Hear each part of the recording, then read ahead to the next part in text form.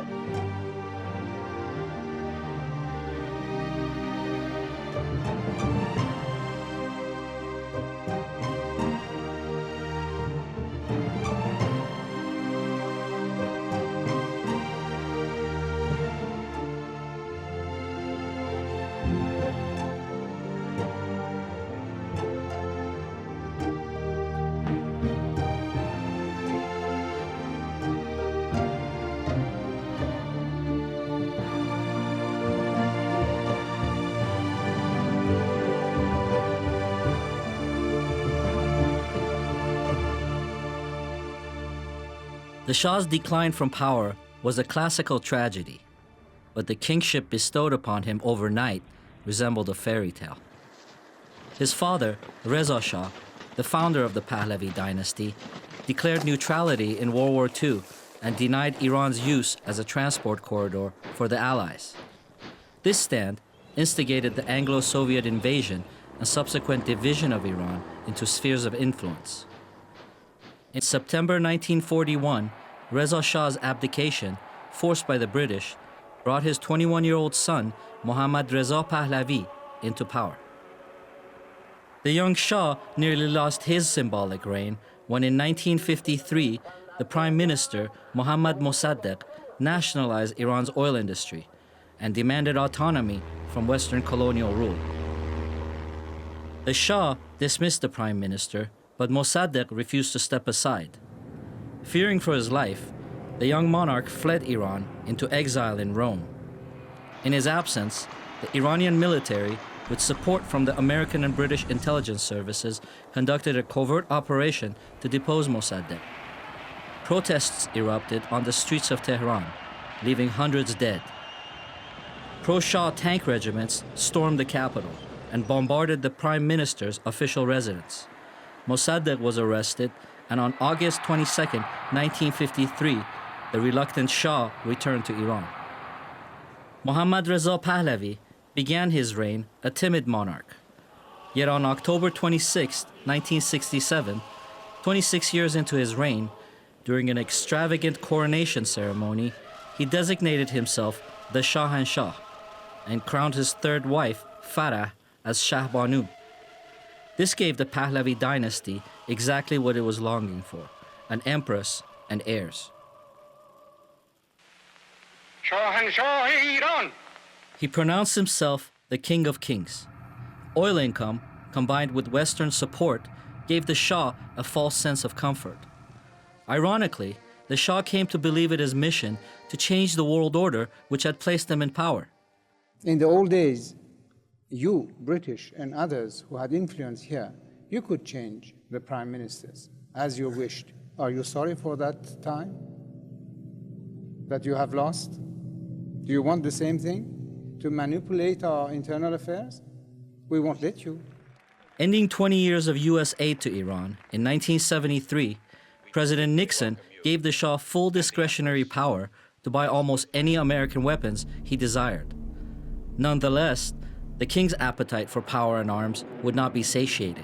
If the United States limits the supply of American weapons, will you buy weapons elsewhere? Definitely.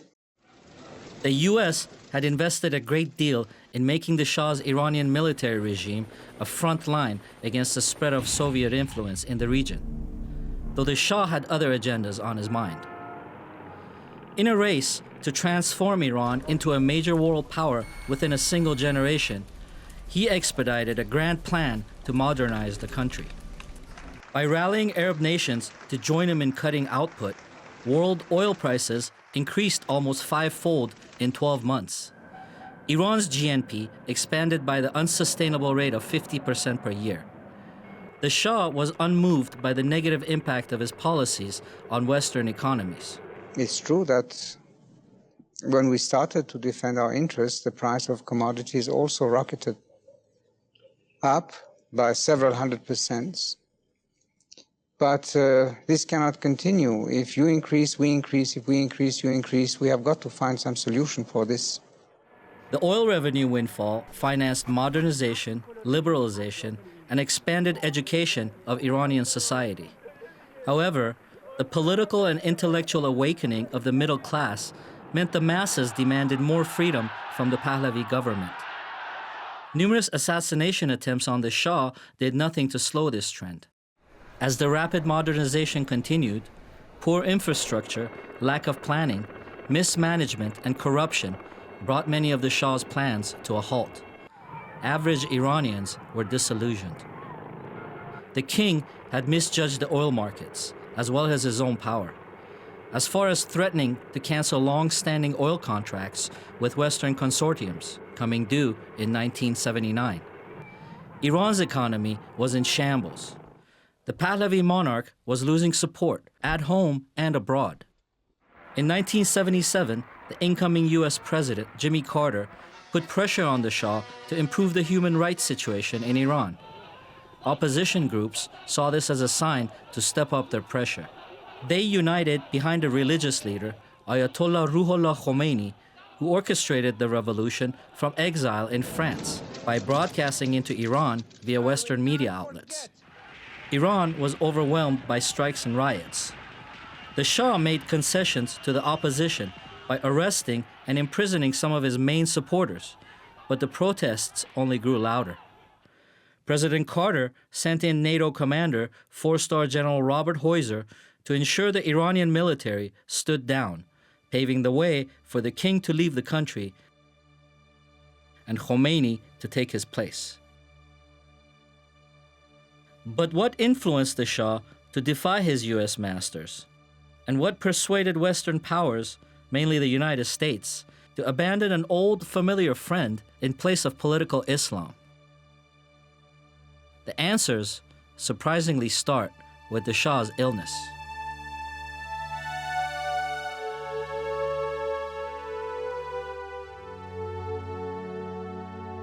The prevailing story, as told by the Queen in her book An Enduring Love, contends that the Shah's cancer was first discovered by the French doctors in 1974, who kept it a secret, even from the king, having only learned of his illness at the very end, sometime around 1977. Well, there was a lot of secrecy and even conspiracy of silence. Apparently when the Shah was on one of his vacations on the Isle of Kish water skiing, he noticed a lump in his upper left side. And I think he himself, I understand, thought it was the spleen. The Shah shared his pain with his longtime confidant and trusted minister of court, Asadullah Alam. یه شب ویکند علم از جزیره کیش به من تلفن کرد. شب یه ویکندی به خونه من تلفن کرد از جزیره کیش. گفت دکتر، من گفت دکتر من به تو احتیاج دارم. گفتم حالتون خوبه که من 7-8 روز پیش دیده بودمش که گفت نه برای من نیست ولی من به تو احتیاج دارم. علم تو تلفن به من اون شب گفت که تو باید بگی دوستای فرانسویت بیان. In 1974, world-famous French cancer specialist Dr. Jean Bernard and his lab technician Dr. Georges Flandrin were secretly flown into Iran to examine the Shah. Well, when the doctors in France, the specialists, were called, they were not told that they were going to see the Shah. They thought they were being called to see the court minister, an aide to the Shah. سر نهار به من گفتن آره برای اعلیحضرت بود، ما معاینش کردیم، چیزی پیدا نکردیم، خیلی سر حال اعلیحضرت شما، خیلی مرد قوی، احتحالش هم خب سوابق مالاریا داشت. من فقط از فلاندران خواهش کردم یه خونی بگیره که بریم پاریس رو مطالعه دقیق‌تری هم می‌کنیم. Dr. Georges Flandrin, the Queen's medical voice on the Shah's illness, who throughout her book recounts this story via letters he supposedly sent to his mentor, Dr. Jean Bernard, claims that both French doctors made their diagnosis after looking at the Shah's blood samples under a microscope inside the marble-tiled bathroom of the palace. After they did some blood tests, they determined it was a chronic lymphatic leukemia. But the people surrounding the Shah, the court minister, his physicians, other officials, felt that it would not be wise to disclose that at that time, even to the Shah. And they told the Shah that not that he had leukemia, which is a form of cancer of the blood, but that he had a disease called Waldenstrom's disease. Dr. Flandrin further claims that General Ayadi, the Shah's enigmatic and obscure personal physician who was entrusted with all of his medical decisions, requested that the French doctors refer to the Shah's cancer as Waldenstrom's so that the Shah would not become alarmed at the diagnosis. مزخرف نوشته، ابدا هم چیزی نیست، چون خود فلاندران میدونه که هم چیزی نیست. حالا به چه دلیلی اینو نوشته نمیدونم. تشخیصی که بخواستیم نگیم همینو گفتیم تحال اعلیحضرت همایونی بزرگ شده برای که شما سوابق مالاریا دارید. این تشخیصو بهش دادیم که خیال نکنه سرطان دارید. A quick lookup of the word Waldenstrom's in any dictionary would have confirmed it as a type of cancer. It seems unlikely that they could have used such a trick to hide the illness from the Shah. Now, I don't know what was in the Shah's mind. He might have suspected that he had something more serious, but he did not let on. And it was agreed by all that the public should not know anything. But the Shah did see other doctors before the French examined him, and he knew about his illness. Why else would he specifically seek the services of a cancer specialist? من اینو خودم حقیقتا عین واقعیتی که آقای پروفسور فلینگر در 1968 اینو دیده بود و این موضوع رو به من گفت.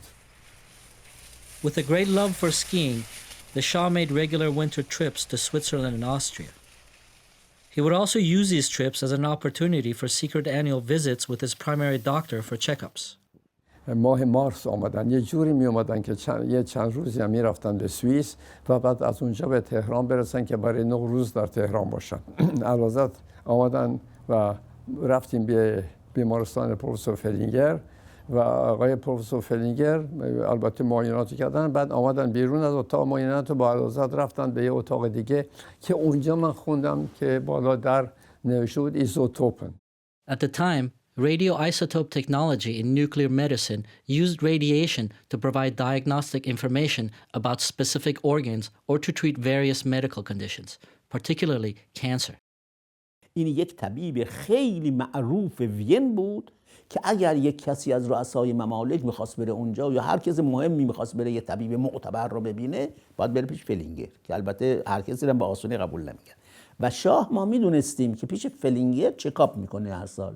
چکاپ سالانه رو میره پیش فلینگر میکنه. اینم میدونستیم عیاده میبره پیش فلینگر. بعد از انقلاب من رفتم، بعد از فوت اعلیحضرت من رفته بودم اونجا برای اینکه خودم یه عمل جراحی کوچیکی داشتم و بعدم فلینگرم پیش رفتم. فلینگرم خیلی اظهار ناراحتی کرد البته از این جریان و بعد گفت که اعلیحضرت وقتی که آمدن در همون 1968 من متوجه شدم که ممکن هستش که یک ناراحتی به وجود بیاد. من اعلیحضرت هیچی نگفتم، ولی به دو عیادی وقتی آمدم بیرون به عیادی گفتم که خوبه که اعلیحضرت بیشتر تحت معاینه باشن. چی کشف کرده بود ایشون که اونای دیگه در اون موقع کشف نکردن، یا اینکه با عیادی پشت و گوش انداخت موضوع رو. On behalf of the Shahbanu, myself, and the Iranian people, I welcome. Why does it matter when the Shah got sick? As the cornerstone of U.S. foreign policy in the Middle East, his mortality embodied the breakdown of American strategy for the future of the region. Iran, because of the great leadership of the Shah, is an island of stability in one of the more troubled areas of the world. He chose to treat his own illness as a state secret. He kept it secret from his wife, from his own family. For 6 years, he had cancer. He did not tell his twin sister, Princess Ashraf, and he certainly didn't tell the United States. In fact, at one point, he misled American doctors who were examining his mother and asked about the family medical history. He was under the opinion that Iranians, once they learn about his illness, would not be supportive of him as before. The interesting part of understanding the psychology of the alpha person is that for every alpha person, there are people who really are, in a sense, conspiring against him. You can't have a leader without people wanting to be in his leadership position. And when a person starts to feel the weaknesses, when they start to feel things going wrong that they can't control, and by the way, control is an essential aspect of being an alpha person. The man was getting sicker and sicker. I had a gentleman agreement with my beloved king. We never should lie to each other. I said to him, why did you ever didn't tell me? The answer was, if I have told you, you would have gone public. I said, 100%, I would. Your people have to know what you have. So they would have a sympathy for you. They would cry blood for you. Those days, I had seen some symptoms of something unusual is going on. The Queen recalls the unexpected decision by the Shah to involve her and their elder son, the Crown Prince, in meetings with the Prime Minister, Parliament, and chiefs of armed forces. She specifically mentions a visit in 1975 by the French president who expresses his surprise at the speed of growth in Iran. The Shah simply replies, "My problem is that I haven't enough time." Since his illness, things changed. What we saw, which was unbelievable, was a man who was ordering arrest and imprisonment of some of the most loyal people to him.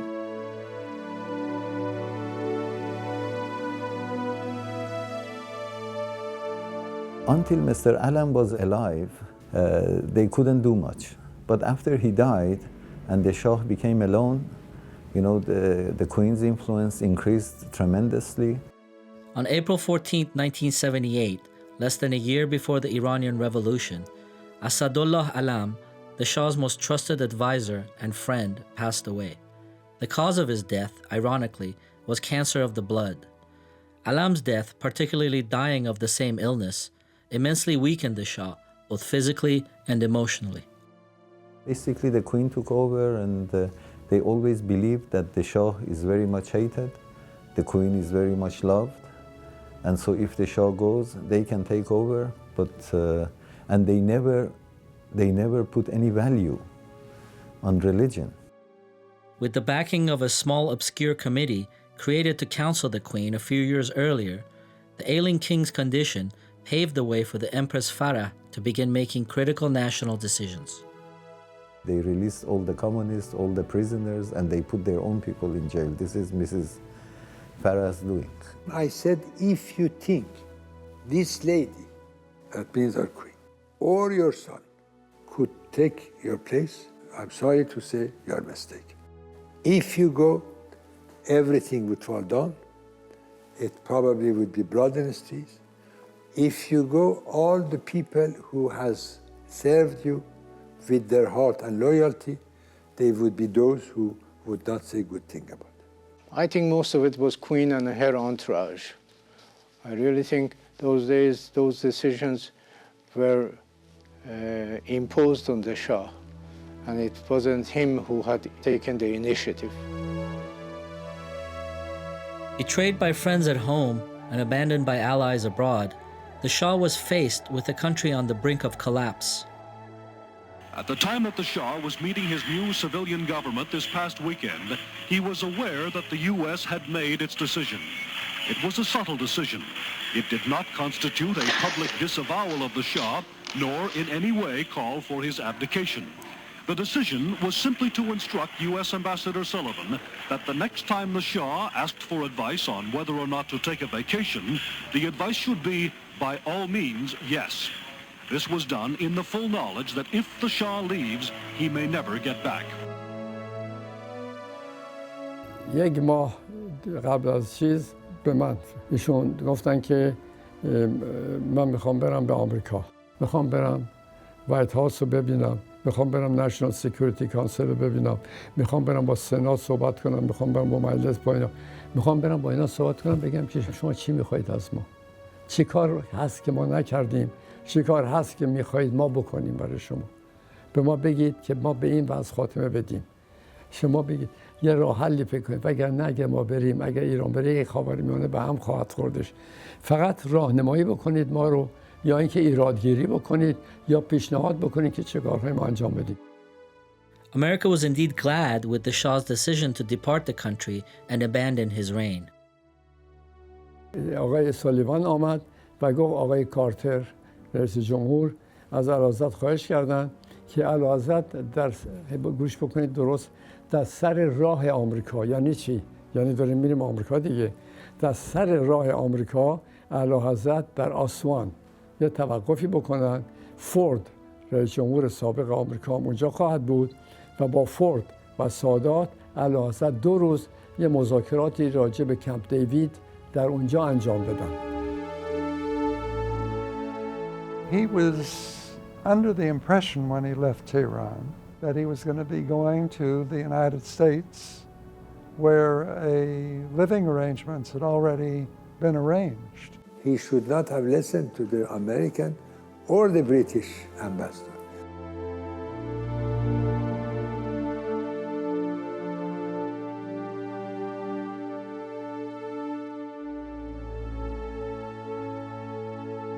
In January 16, 1979, the sick king and his family left Iran.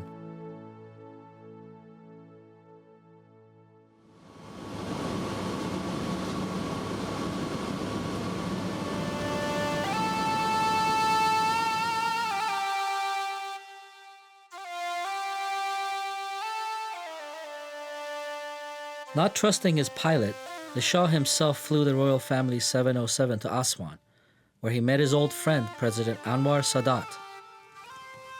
He received the royal treatment with a 21-gun salute and honor guard.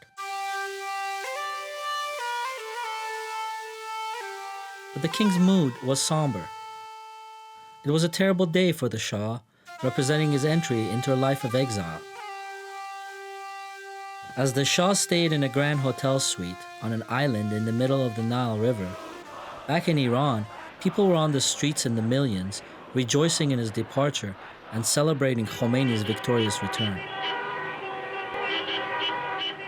It is not known how long the Shah will stay in Egypt or when he will arrive in the United States. Early today, 3 of his children and his mother-in-law arrived in Texas near Lubbock to join the Shah's son there.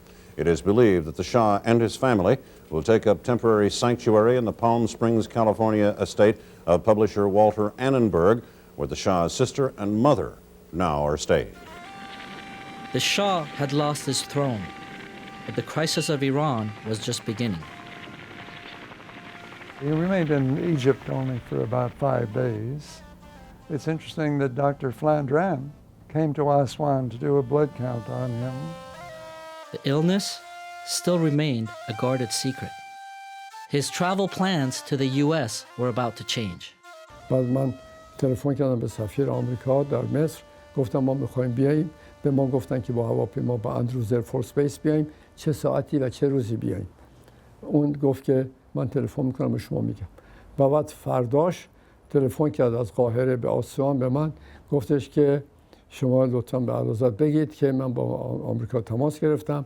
ادمنستریشن آمریکا در حال حاضر صلاح نمیدونه اعلیحضرت به آمریکا بیاد.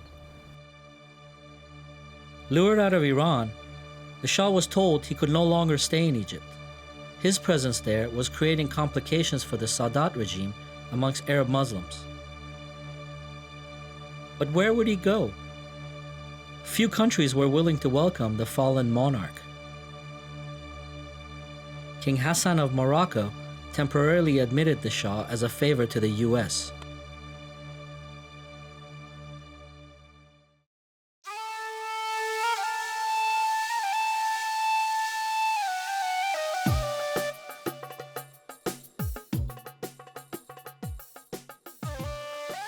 The Shah's 2-month stay in Morocco began on a positive note. He was reunited with the royal family.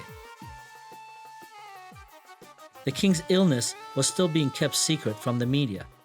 He went to Morocco where he had some comfortable quarters, but on February the 14th, 1979, there was a mob that went into the American embassy. Khomeini's followers in Iran, fearing a repeat of the Shah's return to power, stormed the American embassy.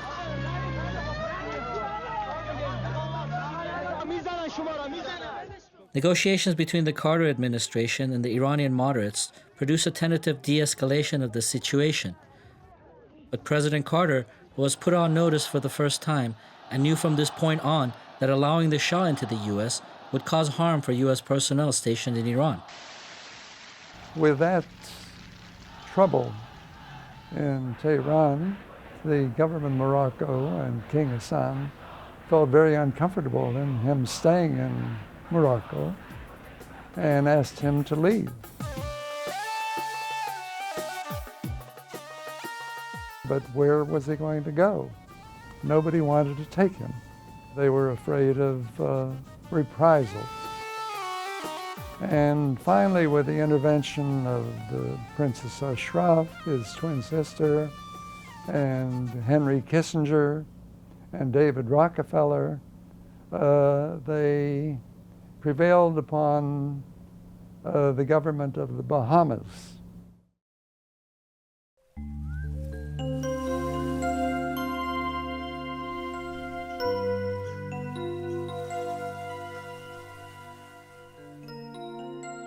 Powerful friends were able to get the Shah and his entourage temporary safe haven in the Bahamas.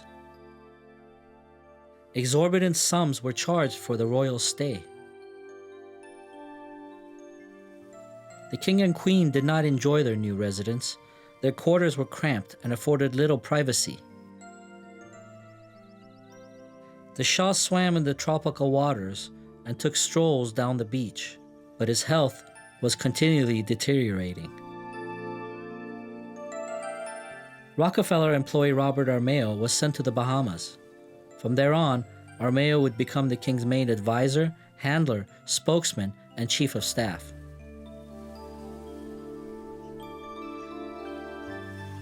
Blue skies and clear waters did not change the fact that the Shah was sick. Dr. Flandrin came to see him in the Bahamas, and that was the first time that the Shah's illness seemed to become more severe. Apparently, while he was in the Bahamas, he had developed a lymph node in his neck, and they had done a needle biopsy and had made a diagnosis of Hodgkin's disease. And needle biopsies are really not a good way to make a primary diagnosis of lymphoma. They had contended that it was because of the nature of secrecy that they were not able to get a genuine biopsy, an excisional biopsy. I find that a little hard to believe because taking a lymph node out from the neck is a rather simple procedure. I was surprised that the French hematologist was treating the Shah for a hematologic problem, malignant problem, without a proper diagnosis and in secret. Giving him chemotherapy without a tissue diagnosis, that's a mistake. The disease, which had previously been a more benign cancer in 1974, was becoming more malignant and required more active treatment, preferably in a hospital. They thought that he had a lymphoproliferative disorder and now a low-grade lymph malignancy of non-Hodgkin's variety, and now they thought he had Hodgkin's disease. Now, instead of being chronic lymphatic leukemia, had turned into a large cell lymphoma. which is a more dangerous and a disease with a much more serious outcome. Chronic lymphocytic leukemia is a type of cancer that starts with certain white blood cells in the bone marrow. These cancer cells travel from the marrow into the blood. The size of the cancer cells is one classification system for lymphoma. Certainly, I would not have accepted a needle biopsy as the basis for treating someone. After a couple of months, the British government decided that the Shah was no longer welcome in the Bahamas. He was like a citizen without a country. And with a lot of diplomatic maneuvering through David Rockefeller and through Henry Kissinger, the Mexican government and the President of Mexico, Lopez Portillo, agreed to have the Shah come to Mexico. But why Mexico? It was the closest destination to the U.S. That was a good place because they didn't need oil from Iran. They didn't have really any political interests in the region that were very important to them.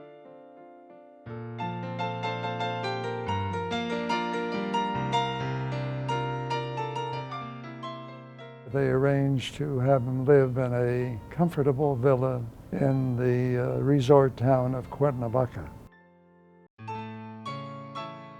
At this point, he began to have many, many doctors. There were doctors in Mexico who saw him, Dr. Flandrin who came to see him.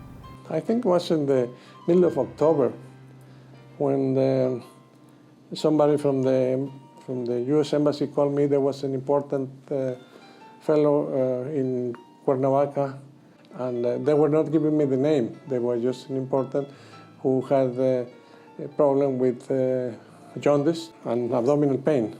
That was all I was told. And the American government, through David Rockefeller, sent down another doctor, a Dr. Benjamin Keene, an internist and a specialist in tropical diseases from New York. But he thought he was being called down to see the Shah because he had malaria. When David Rockefeller came and he saw that she was sick, he was jaundice, and somebody mentioned malaria, he went back to New York and he sent his tropical medicine expert. Ben Keene went down there and thought that what they were thinking was malaria was really platelets, which is a blood clotting element. We are a malaria-free country since the early 60s. As the royal family bid their time in Cuernavaca, hoping for an invitation to the U.S., the Shah was visited by an old friend, President Richard Nixon. If the United States does not stand by its friends, we are going to end up with no friends. He had an obstruction in the liver or the common bile duct, probably due to a stone or due to malignancy. Well, that was the first time that there began to be a serious disagreement among the doctors. Dr. Keene is a parasitologist. He wasn't really a hematologist or an oncologist. I have no idea why a tropical medicine expert had anything to do with somebody with gallstones, but that's the way the politicians were handling the problem. The Queen's memoirs describe the arrival of Dr. Keene as the start of a period of diagnostic cacophony, which transpired into a chain of critical disasters. Dr. Keene, on the other hand, depicted the Shah as a difficult and secretive patient for refusing to provide blood samples and withholding critical information about his illness. Ben had worked with the Rockefellers for a number of years, and that the Rockefellers were good friends of the Shah, and they implored him to bring him to New York. The Mexican doctors felt that they could treat the Shah in Mexico. They had the facilities at their hospital. We had the best private hospital in Mexico. We had the facilities to do the diagnosis. We had the facilities to perform surgery. Dr. Flandrin initially thought that the Shah could be treated in Mexico. He inspects the hospital in Mexico City and gives a favorable report to Armao, who responds to Dr. Flandran, "For a patient like His Majesty, this is not enough. We have to go for the best, and only the United States can provide the best." And apparently, Dr. Keene thought the Mexican facilities were inadequate. Dr. Keene, the only American physician to have personally examined the Shah, was at this point in direct talks with State Department's Chief Medical Officer, Dr. Ibn Dustin. Recalling these events in his book, Dr. Keene highlights 5 distinct conditions, all demanding immediate treatment. The Shah's cancer and enlarged spleen were included in the report. Answering the question of how much time the Shah has, Dr. Keene reiterates, "Days, maybe weeks, we do not have months." When asked if he can treat the Shah in Mexico, Dr. Keene replies, "Not as easily or as quickly, but it could be done." I was in Washington, D.C. I visited the State Department, then having dinner with Dr. Ibn Dustin. We're talking about the facilities for operating in Mexico, and I said we had everything ready at the ABC hospital. According to him, we were ready to bring him over. And then all of a sudden, he was called over the phone and, "You have a CT scan in Mexico?" I said, "No, we don't have, but we don't need it. We can make a diagnosis with regular ultrasound," which we did at the time for everybody with gallstones. We always use ultrasound. And then after he went back to the phone, and that was it. And I have no idea if the Shah ever made a decision himself. He took Dr. Keene's word for most of the things. But at that time, when this happened, I had already done 2 operations. I had operated on 2 ambassadors to the U.S. So they knew that I was a board-certified surgeon, and I had been trusted to operate on the U.S. ambassador to Mexico. What more proof of confidence you needed? I felt that, and so did Henry Kissinger, who also know him and worked with me on this. We worked together. We felt that at the very least, he should be invited to find refuge in the United States. And what about the Rockefellers? What was their interest in the Shah's affairs? Chase Manhattan Bank, which was owned by the Rockefellers and on whose board Henry Kissinger sat, was the exclusive bank to the Shah's government. The main accounts for the Central Bank of Iran, as well as the National Iranian Oil Company, were held at Chase. President Carter was very reluctant to admit the Shah because he knew all the possibilities. He was alerted by his own people. But even though I don't think he was convinced, he thought, well, if everyone else is pushing this, then perhaps it's the best thing to do. Maybe I'm not seeing something that should be seen in this situation, and I'm not going to hold out forever against my top advisors who are all now advising me to do the opposite. But then he was forced to. They tell you cannot abandon a friend. We put him in power. He's sick. In Mexico, they don't know how to do things. What force could possibly influence a standing U.S. president to go against his own best judgment and acquiesce? One of the items that I don't think is well known, or I certainly learned in the process of my research, was that the embassy had already been overrun 3 times before the one that is so famous where the hostages were actually taken and kept. We came under very heavy attack from 2 or 3 sides of the compound, and a group of very well-equipped armed men came in here, shot up my house and occupied it, shot up the embassy, chancery. We telephoned to the security committee with the Khomeini group. They managed to send a group of people here just in the nick of time because we had abandoned the ground floor and we're all on the upper floor by the time these lads came, these freedom fighters, and they apparently routed the others and saved us. I didn't realize this was the fact, and I think a lot of Americans didn't, that Carter was very concerned about our embassy personnel. The treatment was delayed, and after several months in Mexico, the Shah was flown to the United States, to New York Hospital. The Carter administration did a humanitarian thing and let him in. And then all the trouble started.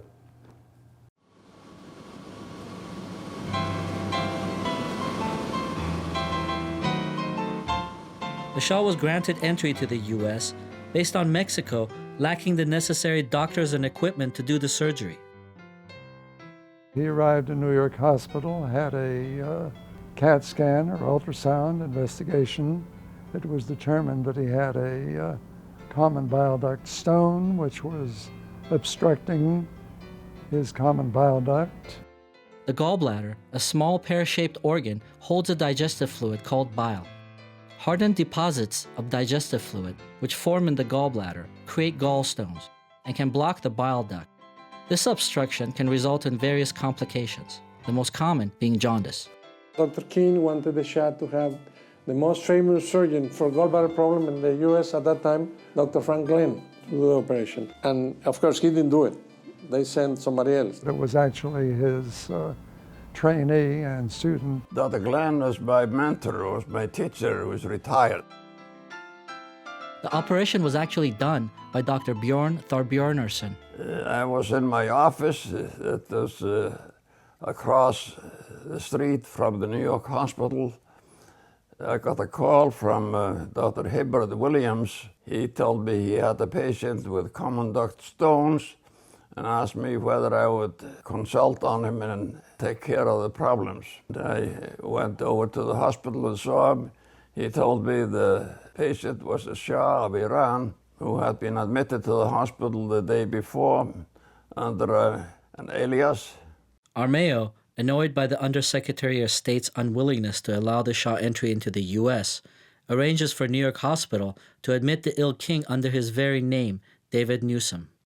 Went into the room. Shah sat up and shook my hand and said that he was glad to have me take care of him, since I was the doctor that other doctors came to for their own care. Where he got that information from, I have no idea. The patient was not informed of who was going to operate on him. What drove me absolutely crazy was that Ben Keen, and I don't know what his agenda was, would never let me know in advance of what was going on. The oncologist who was engaged in New York Hospital apparently did not even know that the Shah was being operated on. We discussed the case and what we should do, and I was looking at some of the records and I noticed that he had a big spleen, and it kept bugging me and bugging me and bugging me. And everyone said, well, you know, we got to take care of this gallbladder first. So here I have a spleen that I don't know what's in there. And I need to know what's in that spleen, because I know he's got lymphoma up at his neck, which would make him localized lymphoma. But if he has it in his spleen, this large cell lymphoma, this high-grade disease as opposed to low-grade disease, then I wouldn't have irradiated him. I would have given him chemotherapy. The day of operation was the next morning. The administration arranged to give me the early time. It was 8 o'clock, I believe it was. I drove in the next morning, determined to meet with the people and say, we need to take out the spleen. I show up, and I'm told that he's in the operating room. And I ran up to the operating room, knocked on the door. Stuck his head into the operating room and said, why don't you remove the spleen at the same while you're doing it? I was furious. Had I been told that they were going to go to surgery, instead of showing up at 8 o'clock in the morning, I would have showed up at 5 o'clock in the morning and say, fellas, let's take out the spleen. The surgeon didn't want to take out the spleen. He said, if you want to take out the spleen, you're a braver man than I. I was doing a semi-emergency operation. I did not have the Shah's permission to take out the spleen. I had never talked to him. We had never talked to him about the need for taking out the spleen. Finally, the long-awaited operation took place. In New York Hospital, the place where, according to Armao and Keen, it could only be done best. The operation went well. Removed the gallbladder, removed the stones from the lower end of the common duct without any problem at all. Removed all the other stones in the lower end of the common duct. A tube was inserted into the bile duct, and the abdomen was closed at that time without a splenectomy. The Shah kept asking me after he had waken up from his operation how sure I was that there were no stones left in the biliary tree. I told him that I did not think there was any. Of course, one gallstone was left in. The Shah's simple and routine operation, handled by the trainee, ended up with complications. The Shah went to the operating room because he had obstruction, bile duct obstruction. He was jaundiced. After the operation, he continued jaundice.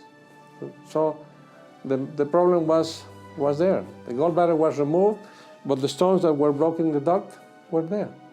I felt a little bit uneasy about the fact that the left hepatic stone had not come out as an identifiable stone, but both the scoping and the x-rays failed to show any remaining stones, so there was nothing else we could do. And he didn't do the right operation. The right operation is remove the gallbladder and open the bile duct and do a cholangiogram.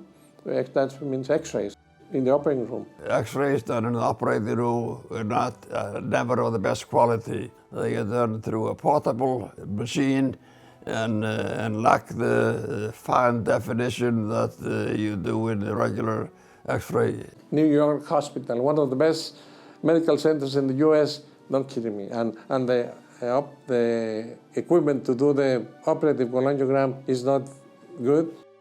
That's nonsense.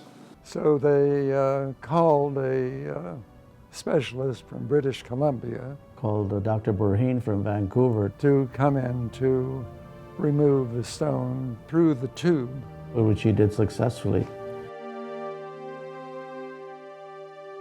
As the Queen said, he got the worst possible treatment. On November 3rd, there was a medical news conference in New York discussing the Shah's health. Cancer was the main topic.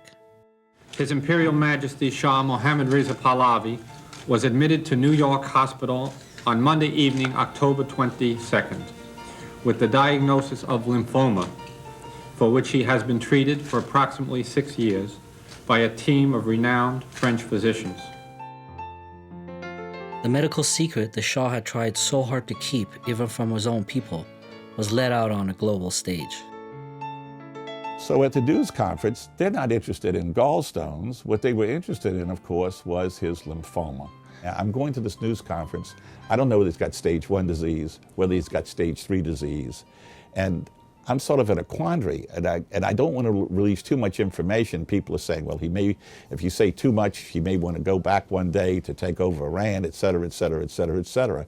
Okay, we know at least that it's in his lymph nodes in his neck and in his spleen. I think most chemotherapists and throughout the world would assume that this is considered relatively widespread lymphoma. But I said at the news conference, if you need chemotherapy, good medical practice would suggest that you stay near your doctors.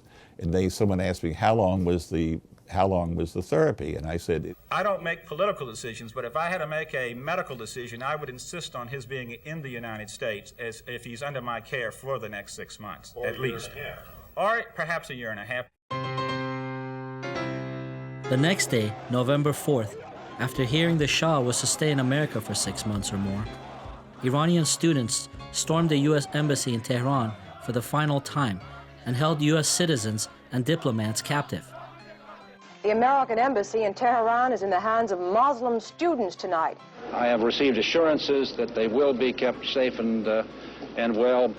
The administration's problem is no one knows whom to blame for the takeover of the embassy. In fact, I was accused by one wag that said I was responsible for the capture the U.S. Embassy, because when they heard I said 6 months, they thought there was going to be 6 months of conspiracies going on in the United States to put the Shah back into control, and they took over the embassy.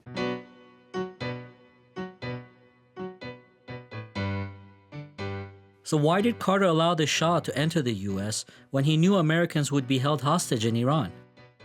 There's an interview on Meet the Press where he describes before allowing the Shah and going to the Iranian government and getting their assurance that they would step in because he assumed at that point the embassy would be overrun, which I didn't realize until looking into this further, that he thought, well, certainly this will happen again.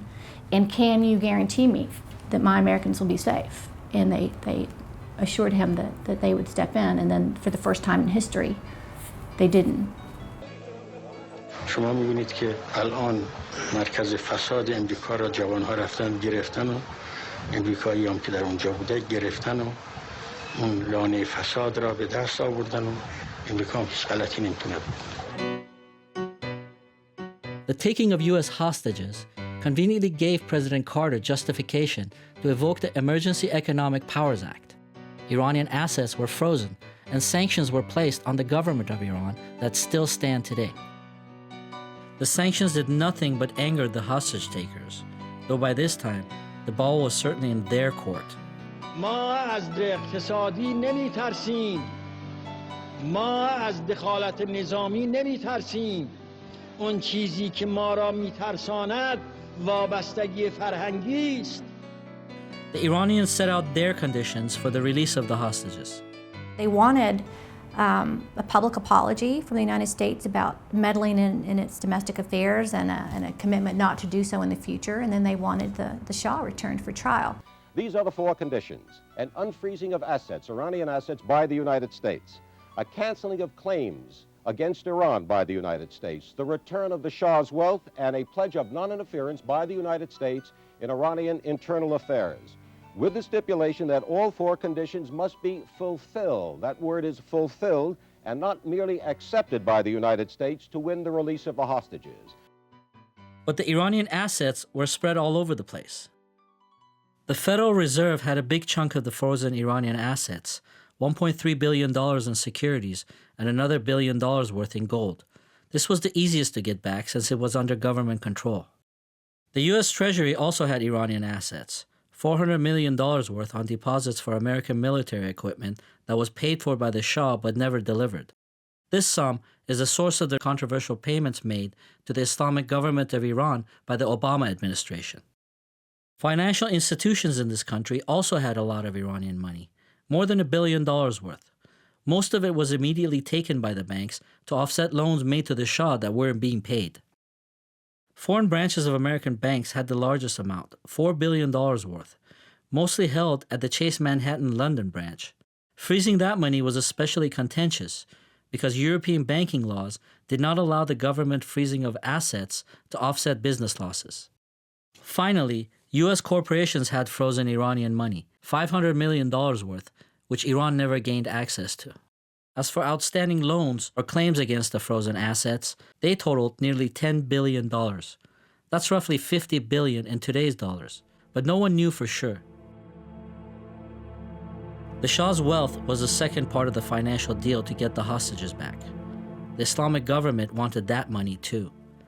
By some estimates, it ranged in the billions of dollars. With only about a tenth of that physically located in this country, the U.S. had no legal right to touch that money. The financial aspects of the hostage crisis were never publicly discussed. There were at least 275 lawsuits aimed at getting Iranian money.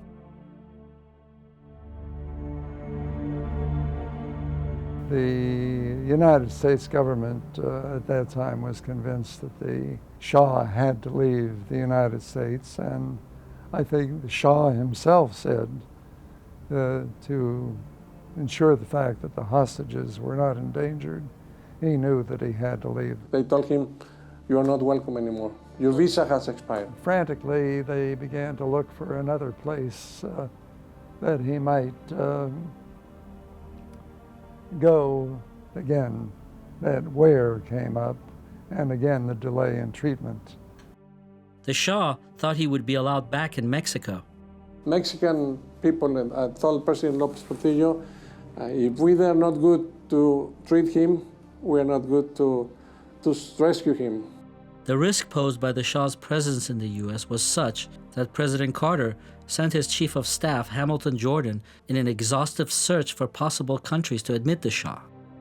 They began negotiations with Panama, but in the meantime, they decided that he should go to an air base in Texas, where he and the Queen were allowed to establish their quarters. The transfer from New York to Lackland was arranged under tight security. The confined quarters of the psychiatric wing of the military base finally generated a vocal complaint by the Queen. Ironically, the ill treatment and misdiagnosis of the Shah up to that point or afterwards did not warrant such an outward display from her.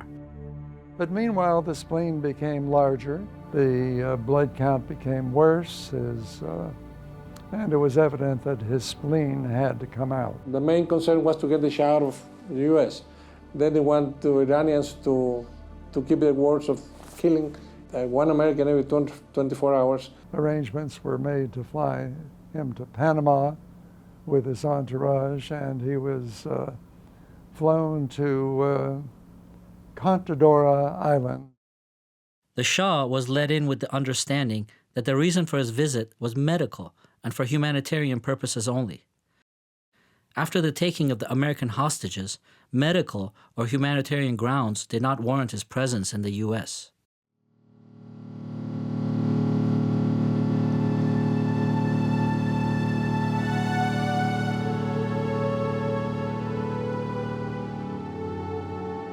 With his pride injured, the fallen monarch arrived in Panama City and was flown by helicopter to the Pacific resort island of Contadora, 35 miles southwest of the capital.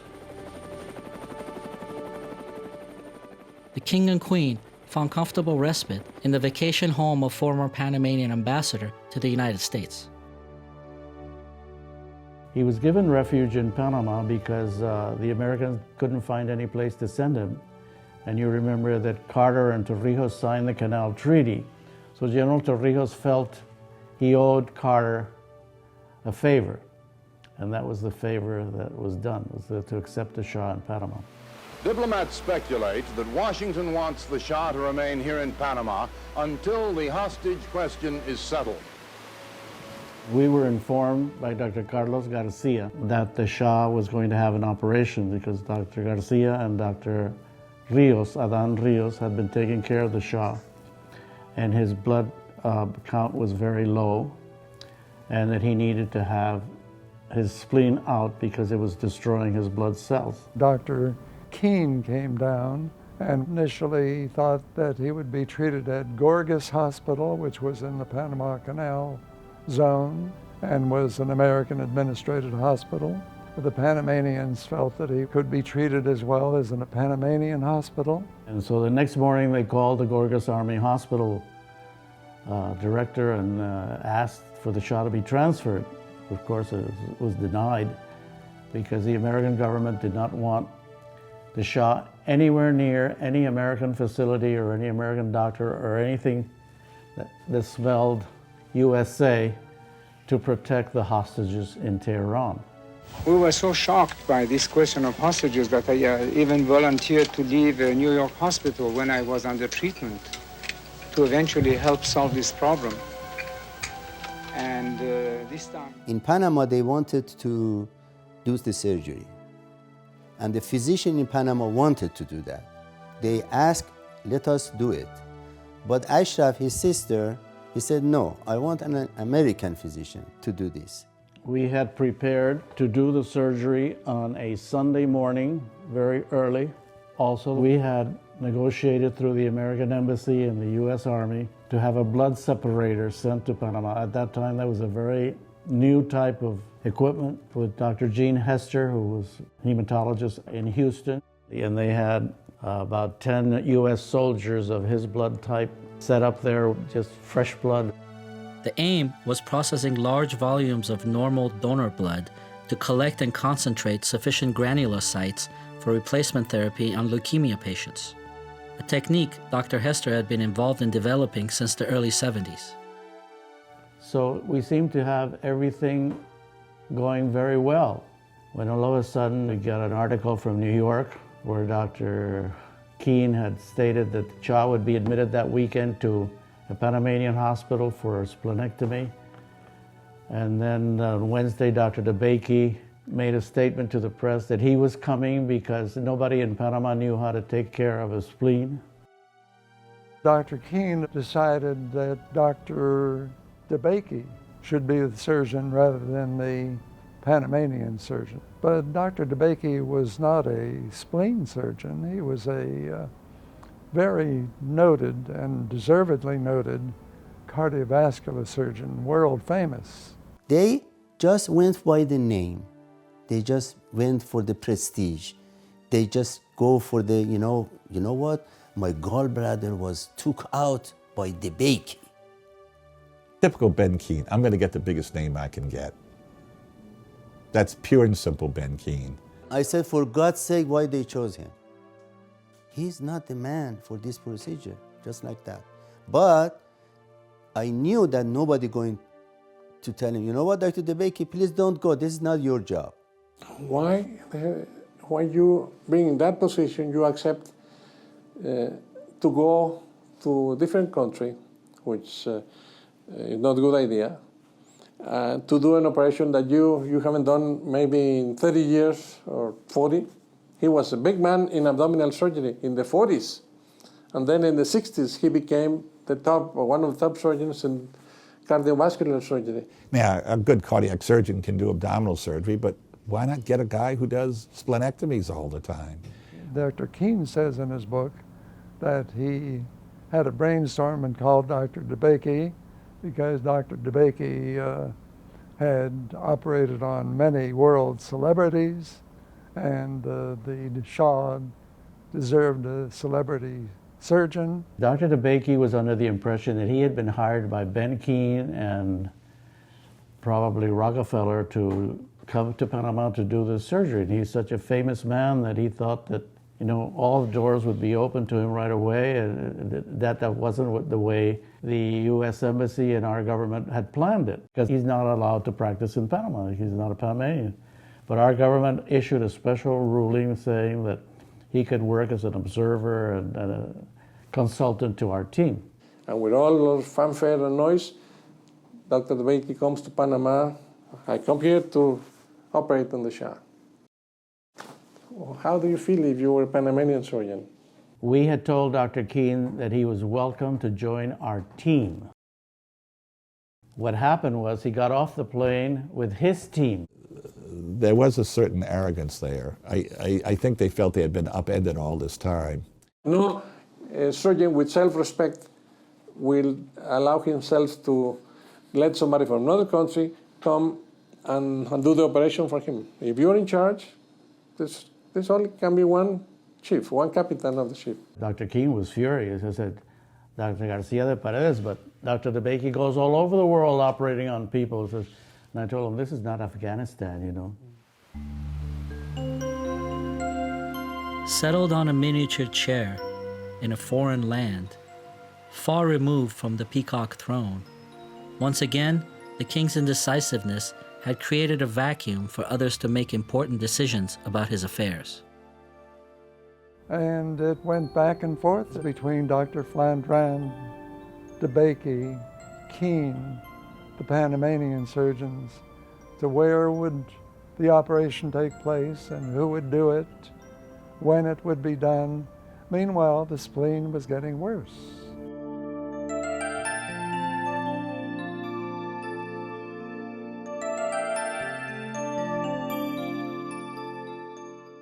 Dr. Keene told the Shah in Panama that he didn't want to have the operation in Panama because he didn't trust the Panamanian surgeons. And he was afraid that the Iranians would pay General Torrijos for us to kill him during the surgery.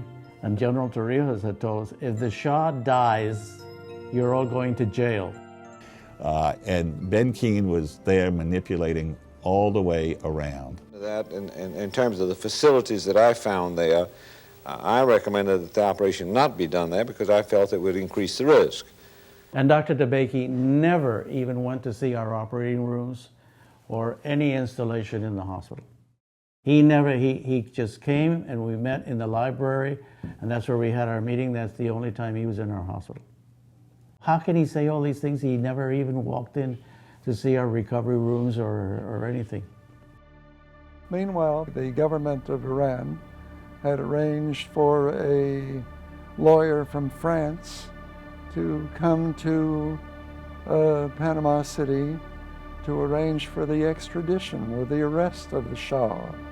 I believe that the Republic of Panama has sort of is trying to contribute to the peaceful solution to the whole crisis. And one of the General Torrijos' very, very important consultants and assistants went to Tehran. Adding to the failing health, the Shah now had an extradition and a possible firing squad in Iran hanging over his neck. And when I interviewed the Panamanian lawyer Juan Materno Vasquez, who had been a Supreme Court judge, and he told me, you know, we had arranged to have the Shah placed under house arrest, to have the trial, to have the hostages immediately transferred to the Swiss embassy, and once the trial was over, they would be released. On the Saturday, the two lawyers from the Iranian government arrived in Panama. They were going to place in our courts the file for extradition on the Monday, and he left on a Sunday, the day before.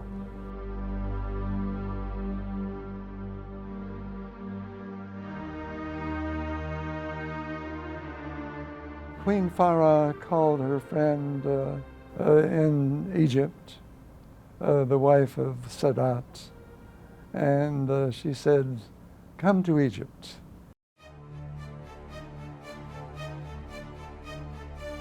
Relieved to be escaping Panama and Torrijos, the Shah declined Sadat's offer of the use of the presidential plane.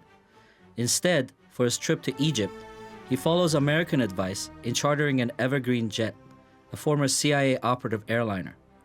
As soon as the Shah's plane left the tarmac, Hamilton Jordan and the Carter administration made one last effort to negotiate the freedom of the hostages via the French lawyer Bourget in extraditing the Shah. Khomeini had made it clear to his people that he did not want the Shah to reach Egypt. As a final sign of appeasement, the Americans forced an unscheduled landing of the Shah's plane in the small Portuguese island of Azores in the Atlantic for alleged refueling. Hamilton Jordan and his counterpart Qutbzadeh continued discussing the Shah's fate. Everything was in place for a new extradition process. But at the last minute, Qutbzadeh informs Jordan that the deal was not approved. The negotiations fell apart. After a 6-hour delay, the sick, feverish king was allowed to proceed, oblivious to the danger that had just passed, and helpless in stopping what was about to come. Will the Shah be staying in Egypt? We'll have ample time. Yes, he's permanent still. We'll have ample time after the operation to speak with you, gentlemen and ladies. You will stay here permanently, sir? Yes. President Sadat and his wife were there to greet the Shah and his queen. They were very amazed at how wan and thin the Shah looked. The Shah had nowhere else to go. One way or another, Egypt would be his final stop. Dr. DeBakey came 3 days later, ready for operation. And the splenectomy was scheduled and done. It took about 80 minutes.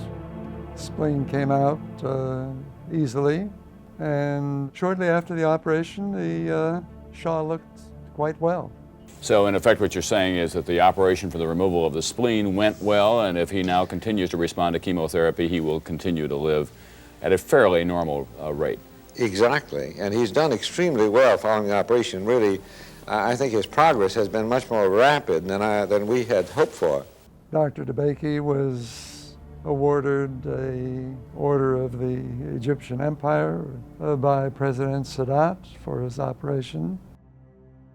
But within a couple of weeks, the Shah began to have pain in his chest, developed fevers, chill, and he was not doing well. So it happened, the most famous surgeon in the world hadn't done a splenectomy in 40 years.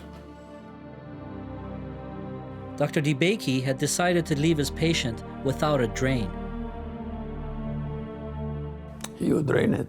Oh, definitely. I would have put a drain in because there was a hole that we're leaving. The spleen was about that big. Usually when we do a splenectomy, especially in cases like this, we leave a drain to make sure that everything is able to drain out which doesn't belong there, especially since there's a very close relationship to the pancreas.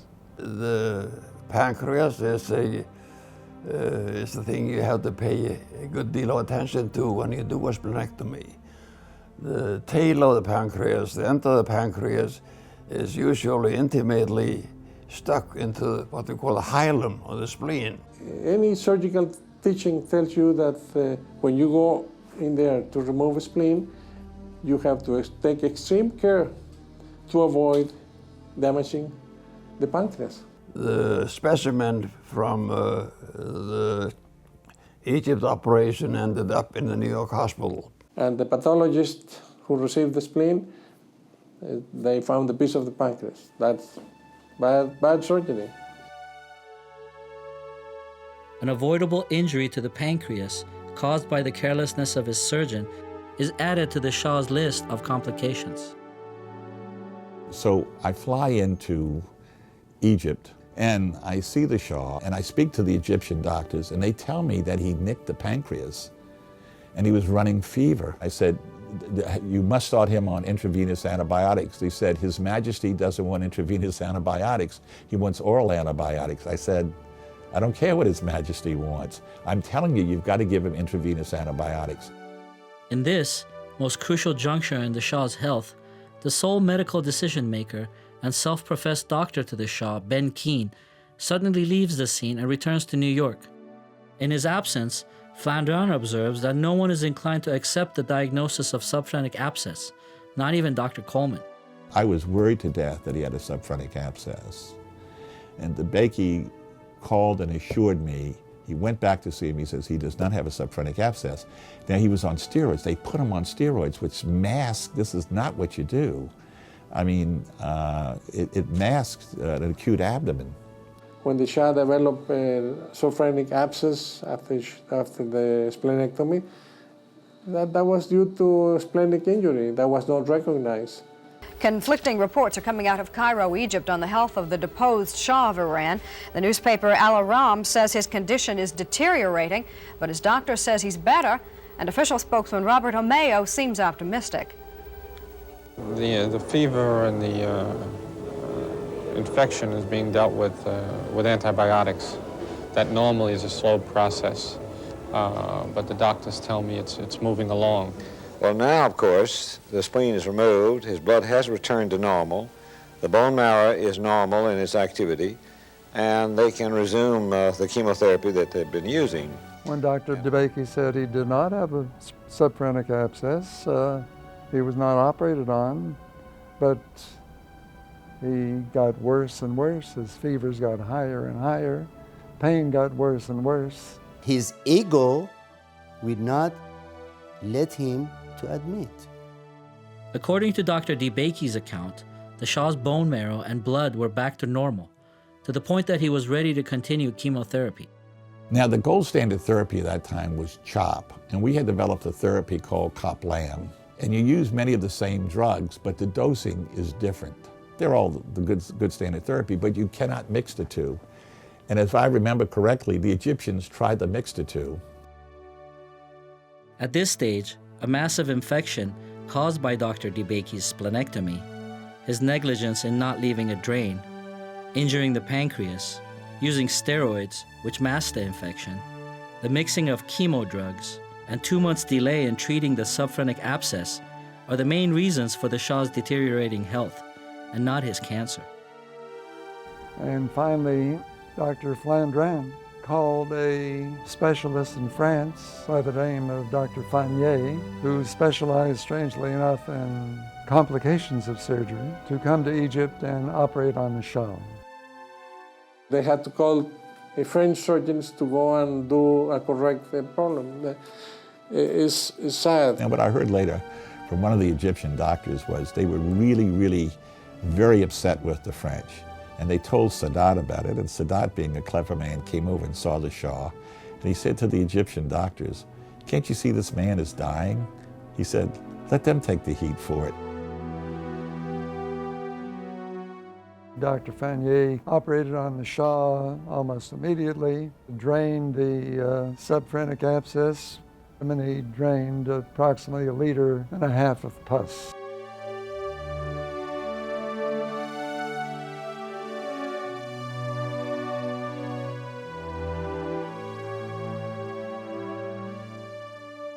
But he had really suffered from this infection for a long time.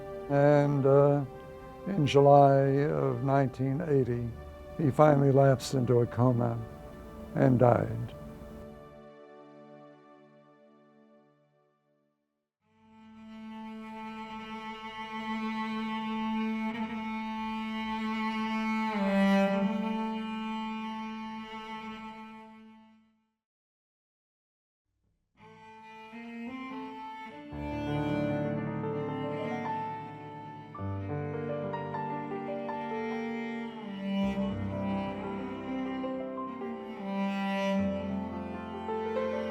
I think that he suffered for much too long with a subphrenic abscess. Could have been drained a long time before that. But because there were too many doctors involved, too many interpretations, he endured much too much for too long.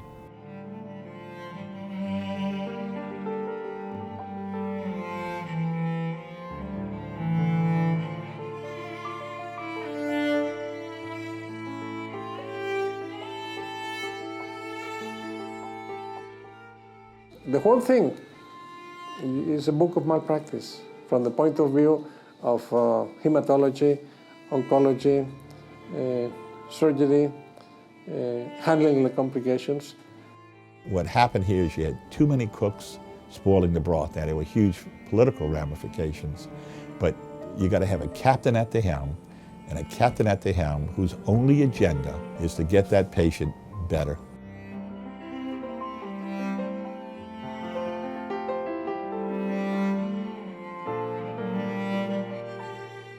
It's sad that a person with so much power, so much money, couldn't get the care that he needed because of his political needs and the political situation of the American government and the Iranian government and everybody else involved.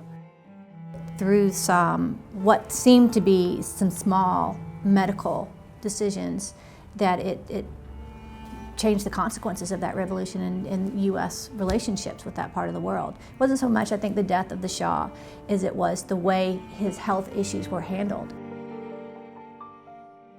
The Shah got into a position of where he was almost never seeing the reality of his sickness, of his relationships, of his positions, of the people who were taking care of him. And it had to result in a personal disaster for him.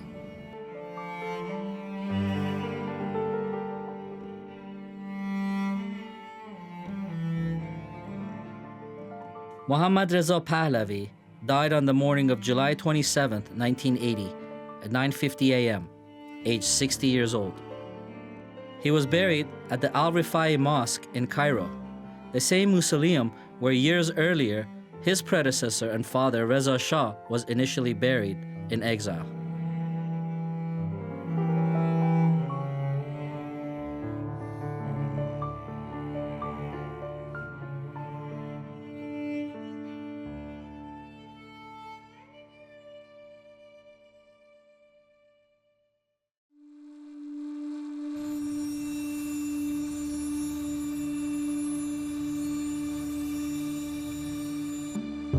January 16, 1979, the Shah left Iran for the last time. 10 days prior to his departure, the heads of the four great Western powers, United States, Britain, Germany, and France, met in the small Caribbean island of Guadeloupe to decide the future of the King of Kings and his nation, Iran. After all, this was the year their oil contracts were to expire. در این موقع آقای ژیسکار دستان وارد میشه میگه که نه دیگه تمام شد عمر شاه روزهای شاه شمرده شده و راه مرض سرطان داره و شاه خواهد رفت باید به فکر یه چیز دیگه بکنیم. آقای ژیسکار دستان اطلاع حاصل کرده بودش از بیماری اعلیحضرت به طور خیلی محرمانه از همین آقای برنارد میدونید. Lord David Owen, then British Foreign Secretary, writes that after leaving office, the French Foreign Minister told him that the French were indeed aware of the Shah's diagnosis.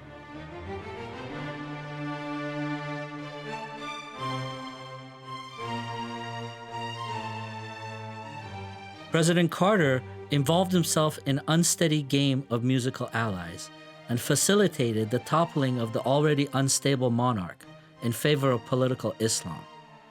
This was all achieved under the banner of democracy, human rights, and the Iranian people's right to self-determination. But for Carter and the US, there was blowback. The president was also consumed in the inferno more than any of his co-conspirators from Guadeloupe. Students think that Iran is our enemy because they're building nuclear weapons. And I find that interesting. And a lot of it stems as well from George W. Bush's speech in the Axis of Evil. And so many, for the year after that at least, maybe even longer, every time those three countries were mentioned, the Axis of Evil was put right next to it. So that you get these kids at very impressionable ages who just think they've always been our enemy. They had no idea that we were ever allies. They had no idea that there was something particular, that there was a set of decisions made during a very brief period of time that have led us to where we are now with these decades now of sanctions that have affected our relationships, well, and Iran's relationship with the rest of the world, for that matter. The Carter administration failed to grasp the real meaning of political Islam. Fast forward 30 years later, President Barack Obama followed the line of his predecessor, Jimmy Carter, in trying to reforge a path of reconciliation between the US and political Islam in Iran. Relations with Iran were the one legacy President Obama pursued vigorously to all ends. But at what price? The price of democracy, the price of human rights, and the price of the Iranian people's right to self-determination? The same idealism and naivety that brought down the Carter presidency can no longer touch President Obama. However, the impact of his decision to negotiate with the Shia Islamic clergy that hold actual power in Iran, or President Trump's willingness to further pursue this path, will be the real legacy left behind for future generations.